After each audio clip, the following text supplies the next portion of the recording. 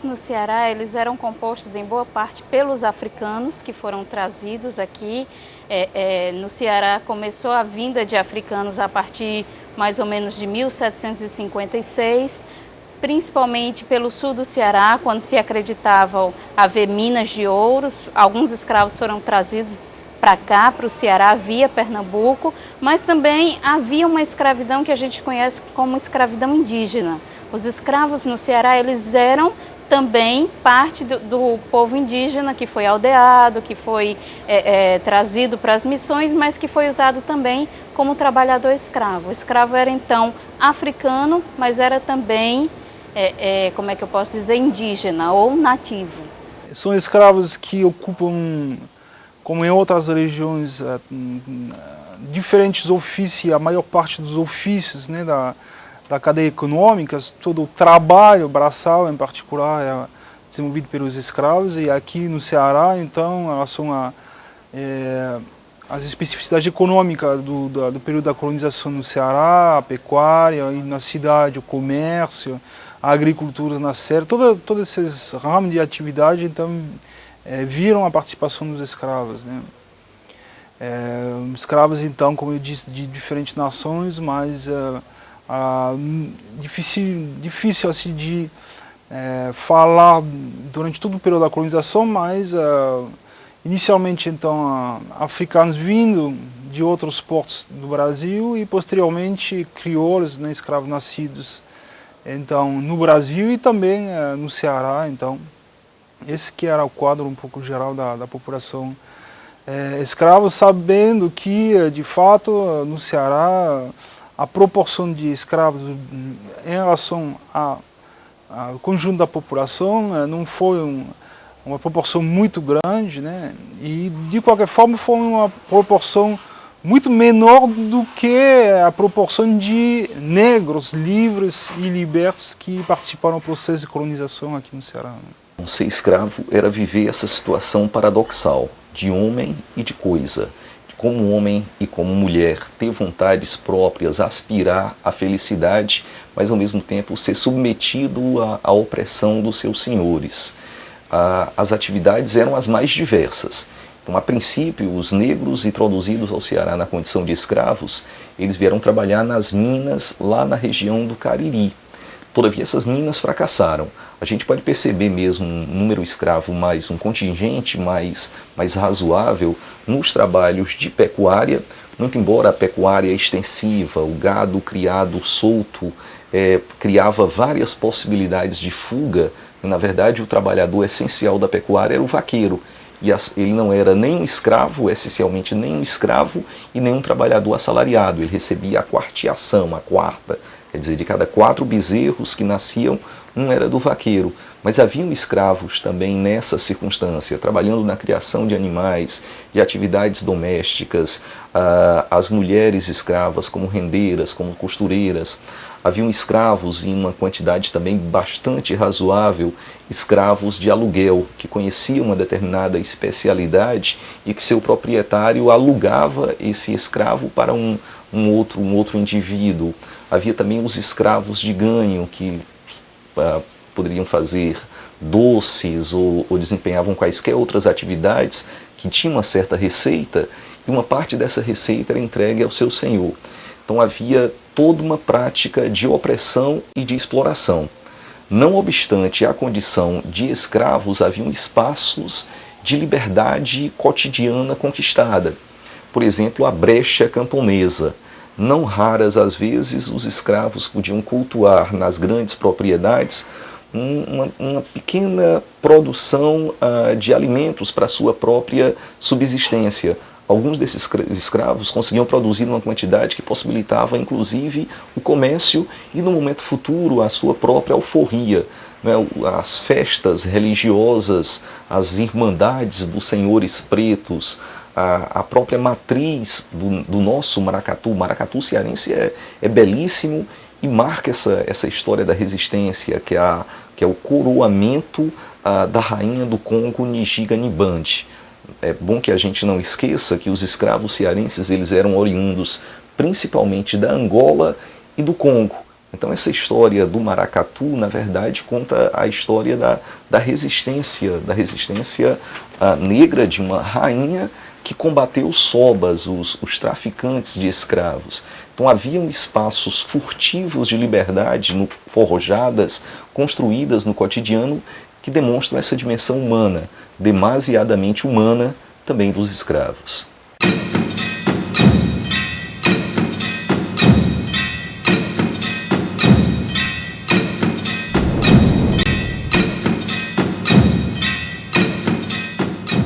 Se falou muito, né, da condição do escravo no Ceará. A historiografia clássica salientou muito, vamos dizer assim, um tratamento mais humano do escravo.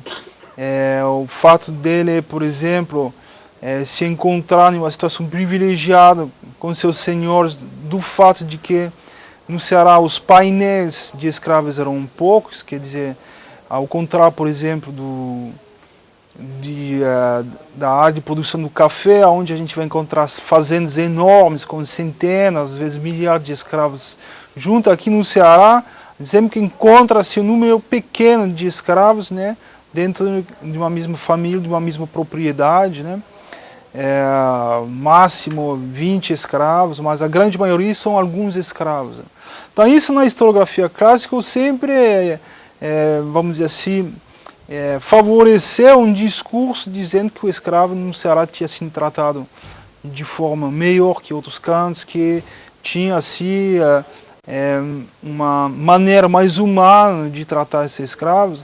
Bom, de fato eu diria que o escravo no Ceará, como em outras regiões do Brasil, né, seguiu mais ou menos o mesmo tratamento. A gente vê os mesmos tipos de relações, de negociação, de conflito, e de forma geral de exploração, né. Ser escravo no Ceará então foi revelar uma capacidade de adaptação muito grande a esses diferentes contextos e de posicionamentos, de poder jogar com as relações de exploração da escravidão e também no decorrer assim, do período da escravidão com as próprias modalidades da lei, por exemplo, né, que a partir de 1850 vão permitir ao escravo de ter posicionamentos de busca da liberdade de maneira mais sistemática. Ser escravo no Ceará não deixava de ser como no Brasil. Alguns autores da historiografia mais tradicional, eles vão afirmar que ser escravo era algo mais brando aqui no Ceará. Só pelo fato dele ser considerado escravo já era algo que trazia uma diferença dessas pessoas em relação ao restante da população. No sentido de que eram propriedade de outra pessoa, estavam sob as ordens de outra pessoa.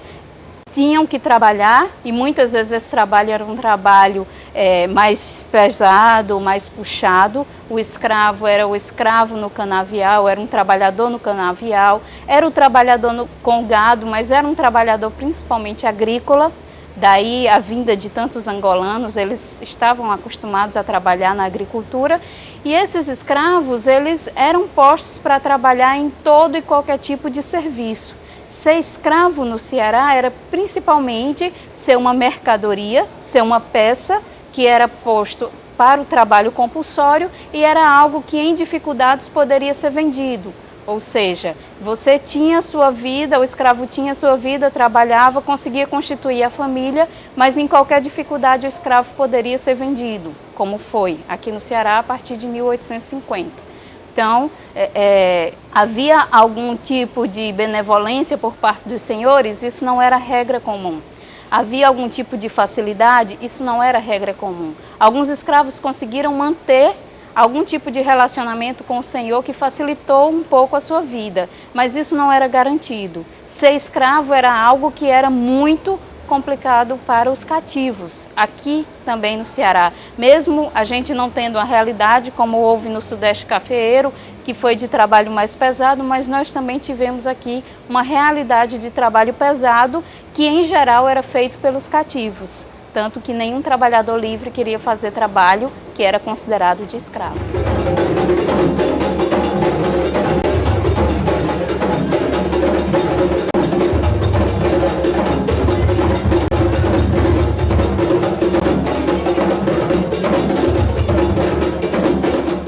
aqui muitos escravos eram domésticos, né?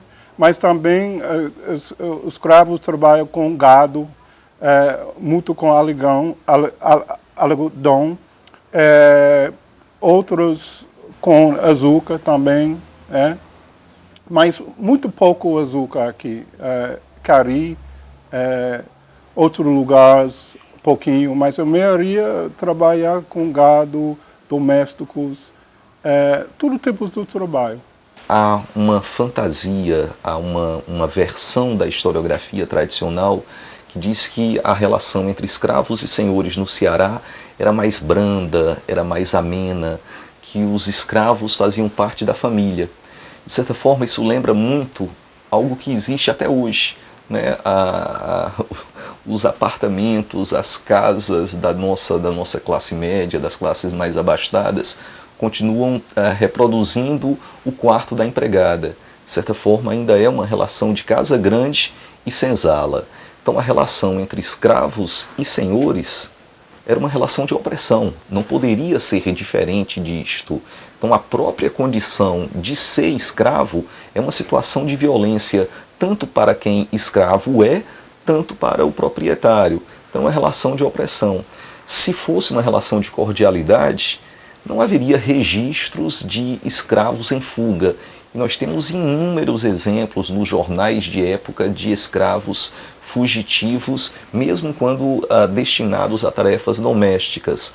Havia no corpo dos escravos, os escravos vigiados em seus corpos e também nas suas almas. A marca da violência da escravidão nos corpos estão registrados nos próprios documentos de escravos fugitivos, que carregavam sinais de chicotes nas costas, ou um olho que se perdeu, na verdade foi um olho vazado, ou ausência de um dedo, ausência de uma orelha, era na verdade a marca da violência da escravidão.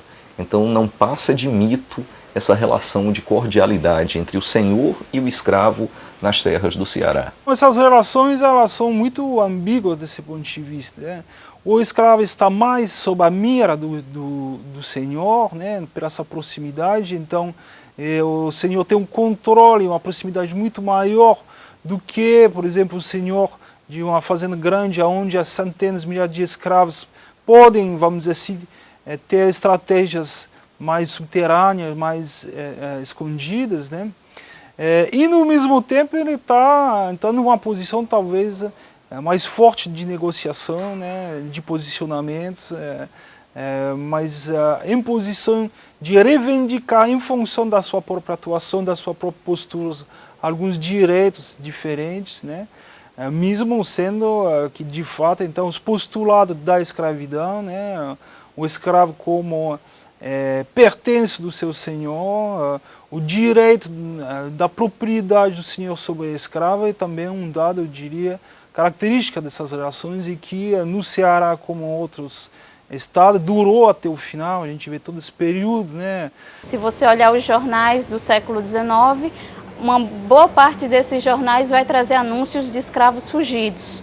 Então, se os escravos fugiam é porque algo não estava tão cômodo assim para eles. Essa relação, ela muitas vezes foi tensa, outras vezes ela foi, de uma certa forma, amigável. Os escravos e os senhores conseguiam manter uma relação amigável. Não era regra comum. Você pode ler muitos escravos fugindo, né? Quase toda semana passa no jornal esse escravo fugir para outro lugar. Também era vários quilombos aqui em Ceará. Então a gente sabe, a vida do escravo é uma coisa ninguém queria ser.